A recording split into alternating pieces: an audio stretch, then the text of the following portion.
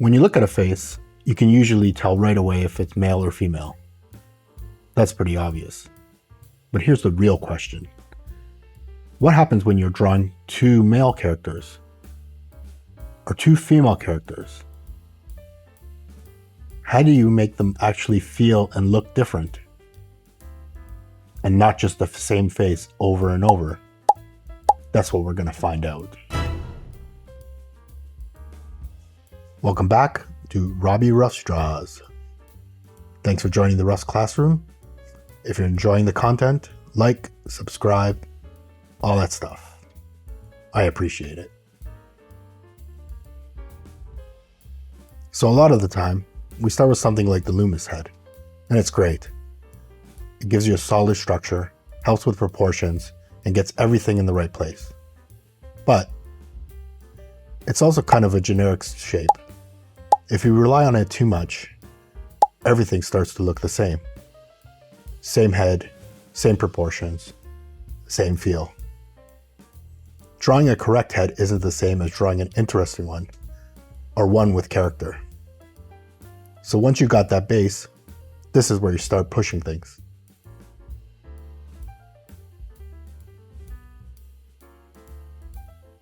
So what actually makes a face different?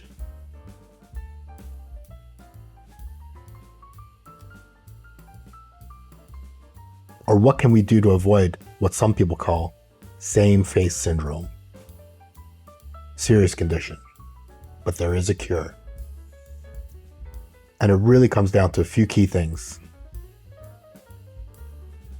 So if you want your characters to feel different from each other, these are the main areas to look at. Head shape,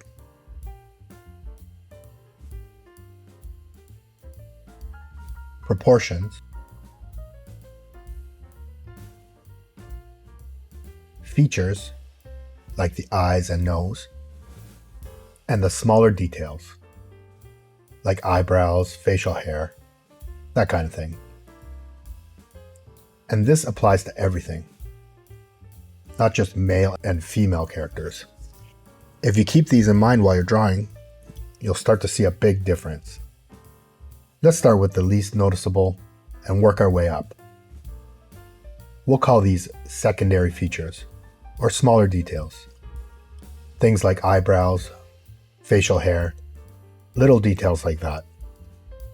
You can push these, thicker eyebrows, different hairstyles, and it does change the look a bit, but not as much as you might think. It's kind of like changing skins on a video game character. Same thing with the main features, like the eyes and nose. Changing the nose and eyes will change the look of your character, but they will still look pretty similar. It's still not enough to really separate each face from each other. So if it's not just the features, what actually makes a difference? Now we start getting into it. Proportions. You can widen things, compress them, elongate them, make features feel larger or smaller. You can push the chin longer or make it shorter and wider. Raise or lower the forehead. Space the features out more or bring them closer together. Even shifting things slightly can completely change the feel of a face. Same features, just different proportions.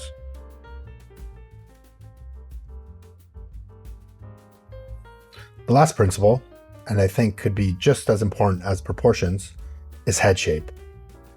When used together with proportions, it's great to create different looking characters. And when you're using all four, it's where you're really cooking. With head shape, you can show what kind of character you're trying to convey. Are they athletic? Or are they a bit on the heavier side? Or what the adults in the 80s used to call husky.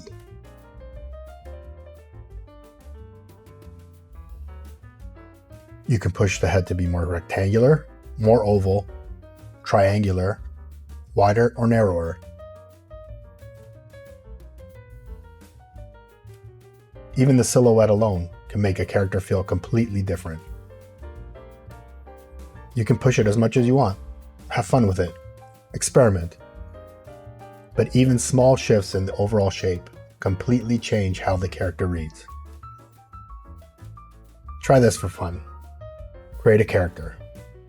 Draw the same character but changing the head shape to make them look like they gained some weight or they've been hitting the gym. What kind of head shape would you use to convey this? Now that we covered all these principles, this is where we can start using them all to show age. Because age isn't just one thing. It's a combination of head shape, proportions, and features, all working together. Let's break it down into 3 simple stages: young, middle-aged, and older. Younger faces tend to have larger eyes, a smaller nose, and a smaller, less pronounced jaw. The features tend to be closer together. The shapes are smoother, softer, and there's not a lot of sharp angles or definition. As you move into middle age, things start to change a bit. The eyes feel less large compared to the rest of the face, and the nose a bit more developed or prominent. The jaw becomes more defined, and the overall structure feels more solid. You might start to see slight lines around the eyes or mouth, but nothing too heavy. As the face gets older, features tend to feel larger and longer. The nose can appear to be more prominent or larger, and ears slightly larger as well. The eyes can feel a bit smaller in comparison, and the face feels less tight overall. You'll start to see more noticeable lines and wrinkles around the eyes, mouth, and forehead. The jawline softens and the forms feel a bit heavier. A fun exercise you could do is draw a character and age them. Play around with shape, features, and proportions. See if you could draw your character from a young adult to an older person. Age isn't just detail, it's proportion and shape changing over time. This is really what it comes down to: variation. It's not only about male versus female making characters look different. It's about what you want to tell your audience about your character. You can take the same base head and push it in completely different directions. More angular, more rounded, wider jaw, or fuller cheeks. And you end up with completely different characters. Now you're not just drawing faces, you're designing characters. So again, it's not about memorizing rules. It's about understanding the basics and fundamentals and pushing them. Try making some of these changes on your own drawings. Alright, that's it for this one. Hope you learned something, and I'll see you on the next one. Later.